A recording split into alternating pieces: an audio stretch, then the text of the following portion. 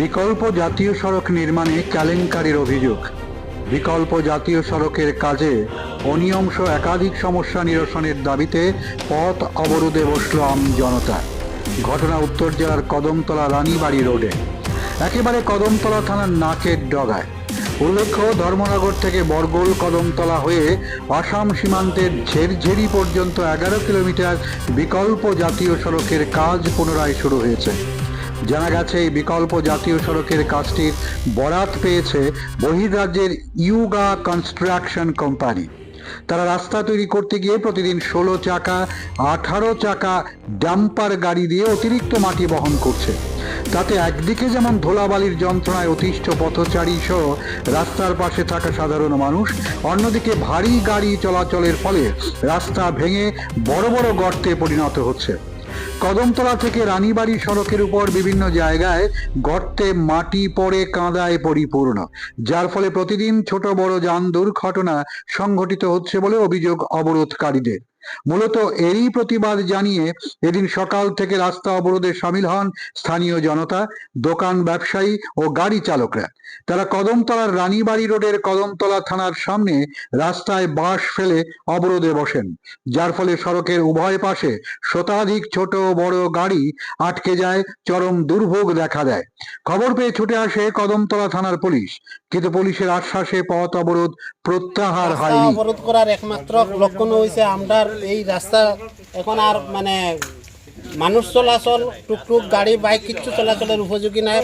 বড় বড় গর্ত হয়েছে, আর এই গর্তগুলো এমন অবস্থা হয়েছে প্রত্যেক দিন অ্যাক্সিডেন্ট হওয়ার এবং নিয়মিত মানুষ টুটাপাটা হওয়ার এই অবস্থায় চলছে। আমরা এই বিষয়ে যখন আমরা তো আর জানি না এই করে ইদানিং নতুন যে রাস্তার কাজের এখানে কিছু বড় বড় গাড়ি চলের বেশ কিছু বাড়ি মাটি নিয়া, তো তারা যখন জানানি হয়েছে তারা কইছে এটা আমরা দেখিয়া দিমু, ঠিক করমু।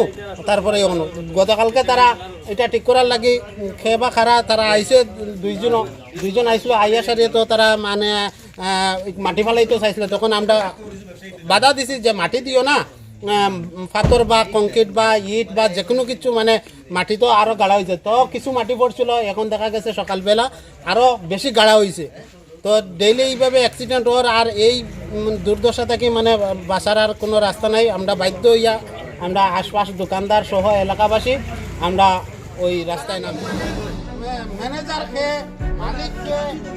পরে ছুটে আসেন নির্মাণ সংস্থার সাইট ইঞ্জিনিয়ার রামচন্দ্র প্রসাদ। তিনি এসে অবরোধকারীদের রাস্তা সারাইয়ের প্রতিশ্রুতি দিলে প্রায় 2.5 ঘন্টা পর সকাল 11:30টায় পথ অবরোধ প্রত্যাহার করা হয়। পরে স্বাভাবিক হয়ে যায় যান চলাচল। এবং যেগুলো বর্তমান সময় এখন ক্ষতিগ্রস্ত হয়েছে এগুলো আমরা কন্টিনিউ রিপেয়ারের চেষ্টা করছি। ঠিক আছে, এটাও আশা করি কিছুদিনের মধ্যে না 2-1 দিনের মধ্যে আমরা এটা সম্ভব হয় কমপ্লিট করতে পারবো। আপনারা তো যে ন্যাশনাল হাইওয়ে কাজ হচ্ছে সেটাতে কাজ করছেন, হ্যাঁ? কি নাম আপনাদের কোম্পানির? ইয়োগা। হ্যাঁ, ইয়োগা কোম্পানি। তো এই রাস্তা তো ম্যাক্সিমাম খারাপ হয়ে গেছে আপনাদের ডাম্পার গাড়ি আসা যাওয়াতে। সেটা রিপেয়ারিং এখন পর্যন্ত আমার নজরে পড়ে নাই। তো কবে থেকে শুরু হবে এই কাজ? এই তো আজকে থেকে আমাদের চলছে অলরেডি। ঠিক আছে, হয়তো আপনার দেখতে পাননি, বুঝতে পারনি, আমাদের অলরেডি কাজ চলছে এবং আগামী দিনেও চলবে।